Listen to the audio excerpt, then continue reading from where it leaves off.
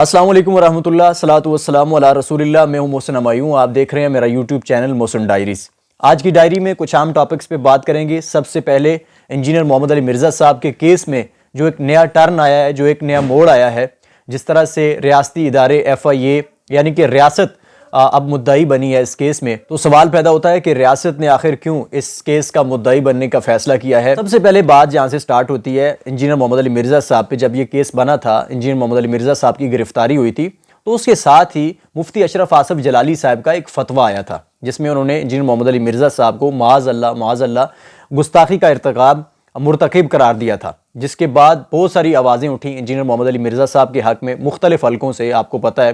اور مختلف جو اسلامی ادارے تھے پھر ان کی طرف سے فتاویٰ بھی آئے اس حوالے سے کہ انجینئر محمد علی مرزا صاحب کا جو سٹائل ہے، جو انداز ہے، اس کی اصلاح ہو سکتی ہے، اس پہ بات ہو سکتی ہے۔ لیکن یہ کہنا کہ انجینئر محمد علی مرزا صاحب کی جو نیت ہے اور ان کا یہ طرز عمل جو ہے وہ گستاخی کے اس میں زمرے میں آتا ہے، تو یہ بات جو ہے وہ قطعاً اس کو غلط قرار دیا تھا۔ جامعہ بنوریہ ٹاؤن کراچی اور اسلامی فقہ کونسل UK، جاوید احمد غامدی صاحب، بہت سارے مفتی طارق مسعود صاحب، بہت سارے مفتیان اکرام نے، اداروں نے اس چیز کو غلط کہا تھا۔ تو وہاں پہ آپ دیکھیں جو مفتی طارق مسعود صاحب تھے، انہوں نے ایک بات کہی تھی، انہوں نے کہا تھا کہ یہ مولوی حضرات جو ہیں، انہوں نے 295C کا جو قانون ہے، یہ اتنا پاکیزہ قانون ہے، یہ پیغمبر رسالت مآب صلی اللہ علیہ وسلم کی ناموس کے حوالے سے ہے،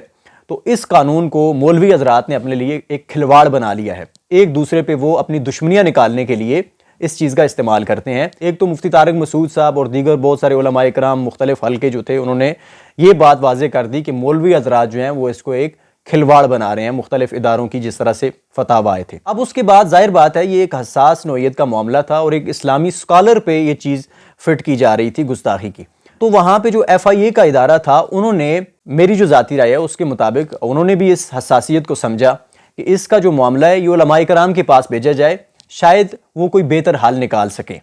تو جب انہوں نے ان کے پاس معاملہ بھیجا تو وہاں سے پھر وہی چیز ثابت ہو گئی جو مفتی طارق مسعود صاحب نے کہی تھی۔ مفتی طارق مسعود صاحب نے کہا تھا کہ یہ کھلواڑ بنا دیا ہے مولوی حضرات نے۔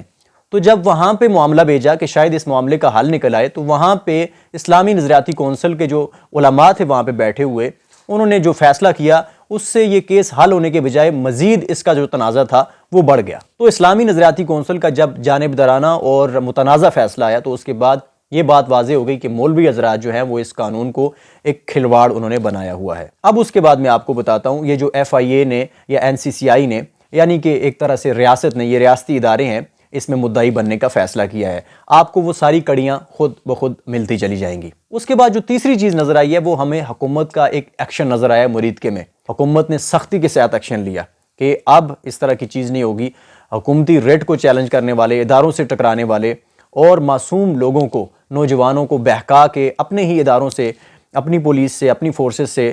ٹکرانے والے اور ان کا خون بہانے والے اپنے مفادات کے لیے، اب ان کے ساتھ کسی قسم کی نرمی جو ہے وہ نہیں ہوگی۔ وہاں پہ ایک ایکشن آپ کو دکھائی دیا ریاست کی طرف سے۔ اس کے بعد جو اگلی چیز ہمیں نظر آتی ہے وہ DG ISPR صاحب کا وہ بیان ہے، پیغام پاکستان، جو انہوں نے پڑھ کے سنایا۔ وہ واضح پیغام تھا۔ وہ پیغام بھی یہ تھا کہ جو لوگ اس طرح کے فتوے بازیاں کرتے ہیں، معصوم لوگوں کی جانوں کو خطرے میں ڈالتے ہیں اپنے فتوے بازیوں کی وجہ سے، تو ایسے تمام لوگ جو ہیں وہ فساد فی الارض کے مرتکب ہو رہے ہیں۔ تو وہاں پہ بھی ایک سخت اعلان تھا DG ISPR کی طرف سے۔ تو ریاست کی طرف سے یہ ایک دوسرا پیغام ہو گیا۔ اور تیسری بات جو ہمیں نظر آئی ہے قانونی حوالے سے، وہ 2 دن پہلے جو اعظم نذیر تارڑ صاحب تھے، وفاقی وزیر، انہوں نے بیان دیا کہ جس طرح سے توہین مذہب کے قوانین ہیں، ان کا غلط استعمال ہوتا ہے، تو حکومت اس کے لیے اقدامات کر رہی ہے، حکومت اس کے لیے کچھ تبدیلیاں کر رہی ہے۔ یہ بات کی تھی اعظم نذیر تارڑ صاحب نے 2 دن پہلے۔ تو یہ ساری کی ساری چیزیں اگر آپ ملائیں تو یہ جو مفتیان اکرام تھے، علماء اکرام تھے، ان کا متفقہ یہ مطالبہ تھا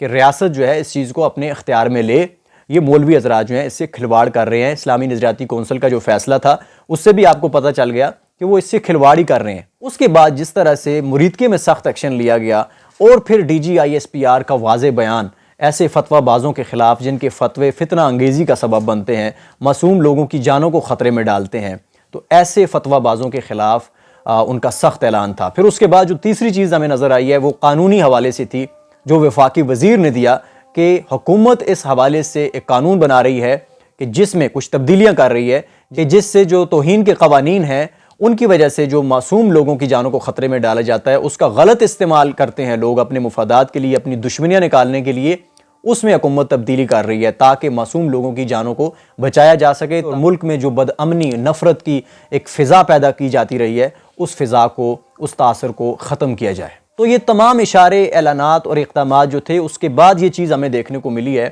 کہ ایف آئی اے نے اور این سی سی آئی اے نے یہ جو کیس ہے انجینئر محمد علی مرزا صاحب کا، اسے بھی اپنے ہاتھ میں لیا ہے۔ تو اب ریاست نے ان تمام معاملات کو اپنے ہاتھوں میں لینے کا فیصلہ کیا ہے، اور ہم یہ دعا کرتے ہیں کہ آنے والے جو دن ہیں وہ پاکستان کے لیے بہتری کا پیغام لائیں۔